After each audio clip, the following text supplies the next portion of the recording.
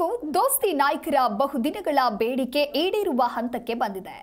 ಎರಡು ಪಕ್ಷದ ನಾಯಕರ ನಡುವೆ ಸಮನ್ವಯ ಮೂಡಿಸಲು ಎರಡು ಸಮನ್ವಯ ಸಮಿತಿ ರಚನೆಯನ್ನ ಮಾಡೋದಕ್ಕೆ ಮೈತ್ರಿ ನಾಯಕರು ಮುಂದಾಗಿದ್ದಾರೆ. ಈ ಬಗ್ಗೆ ಒಂದು ವರದಿ ನಿಮ್ಮ ಮುಂದೆ.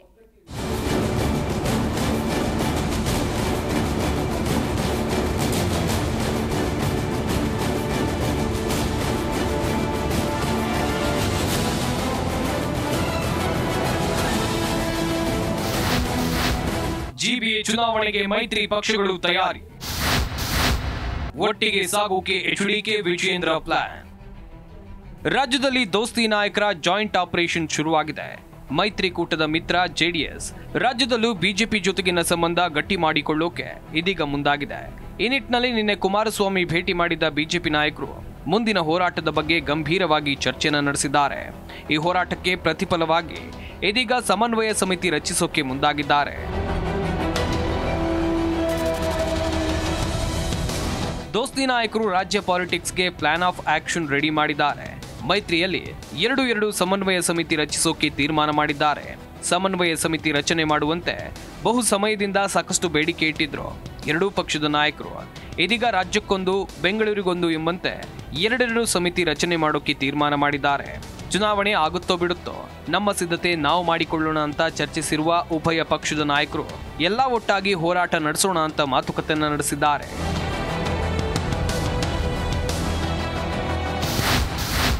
ಆ ಎರಡು ಸಮಿತಿ ಯಾವ್ಯಾವ ಲೆಕ್ಕಾಚಾರಕ್ಕೆ? ಎರಡು ಪಕ್ಷದ ನಾಯಕರ ನಡುವೆ ಸಂಬಂಧ ಗಟ್ಟಿ ಮಾಡೋಕೆ ಇದೀಗ ಎರಡೆರಡು ಸಮಿತಿ ರಚನೆಗೆ ದೋಸ್ತಿ ನಾಯಕರು ಮುಂದಾಗಿದ್ದಾರೆ.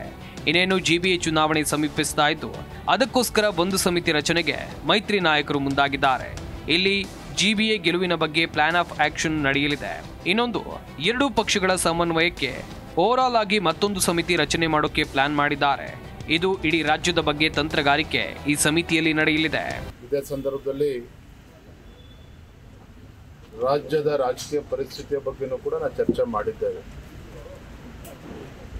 ಬಹಳ ದಿನಗಳಿಂದ ಅವರ ಮನಸ್ಸಲ್ಲೂ ಕೂಡ ಇತ್ತು, ಒಂದು ಕೋಆರ್ಡಿನೇಷನ್ ಕಮಿಟಿ ಒಂದು ಆಗಬೇಕು ಅಂತೇಳಿ. ಹಾಗಾಗಿ ಅವರ ಸಲಹೆಗಳನ್ನು ಇವತ್ತು ಕೇಳಿದ್ದೇನೆ. ಬೆಂಗಳೂರು ಮಹಾನಗರ, ಯಾಕಂದರೆ ಗ್ರೇಟರ್ ಬೆಂಗಳೂರು ಇವತ್ತೇನು ಚುನಾವಣೆಗಳು ನಡಿಬೇಕಾಗ್ತದೆ. ಆ ದೃಷ್ಟಿಯಿಂದ ಬೆಂಗಳೂರಿಗೆ ಸೀಮಿತವಾಗಿ ಒಂದು ಕೋಆರ್ಡಿನೇಷನ್ ಕಮಿಟಿಯನ್ನು ಮಾಡೋಣ, ಮತ್ತು ರಾಜ್ಯಕ್ಕೆ ಸಂಬಂಧಪಟ್ಟಂತೆ ಮತ್ತೊಂದು ಕೋಆರ್ಡಿನೇಷನ್ ಕಮಿಟಿ, ಎರಡು ಕೋಆರ್ಡಿನೇಷನ್ ಕಮಿಟಿಯನ್ನು ಮಾಡೋಣ ಅನ್ನುವ ಸಲಹೆಯನ್ನು ಮಾನ್ಯ ಎಚ್.ಡಿ. ಕುಮಾರಸ್ವಾಮಿ ಅವರು ನೀಡಿದ್ದಾರೆ. ಒಂದು ವಾರ 8 ದಿನದಲ್ಲಿ ಅವರ ಹೆಸರುಗಳು ಕಳಿಸ್ಕೊಡ್ತೇನೆ ಅನ್ನೋ ಮಾತನ್ನು ಕೂಡ ಅವ್ರು ಹೇಳಿದ್ದಾರೆ. ಕಳಿಸಿದ ನಂತರ ನಾನು ಕೂಡ ನಮ್ಮ ಪಕ್ಷದ ಎಲ್ಲ ಹಿರಿಯ ಮುಖಂಡರ ಜೊತೆ ಚರ್ಚೆ ಮಾಡಿ ಒಂದು ಕೋಆರ್ಡಿನೇಷನ್ ಕಮಿಟಿ ತೀರ್ಮಾನ ಮಾಡ್ತಾ ಒಂದು ಹೆಸರುಗಳ ಘೋಷಣೆ ಕೂಡ ಮಾಡ್ತಾರೆ. ಈ ವಿಚಾರವಾಗಿ ಸುದೀರ್ಘವಾಗಿ ಚರ್ಚೆ ನಡೆಸಿರುವ ಮೈತ್ರಿ ನಾಯಕರು ಸಮಿತಿಯಲ್ಲಿ ಇರೋಕೆ ಸೂಕ್ತವಾದ ನಾಯಕರ ಪಟ್ಟಿ ಕೊಡಿ ಅಂತ ಎಚ್ಡಿಕೆ ಬಳಿ ವಿಜಯೇಂದ್ರ ಕೇಳಿದ್ದಾರೆ.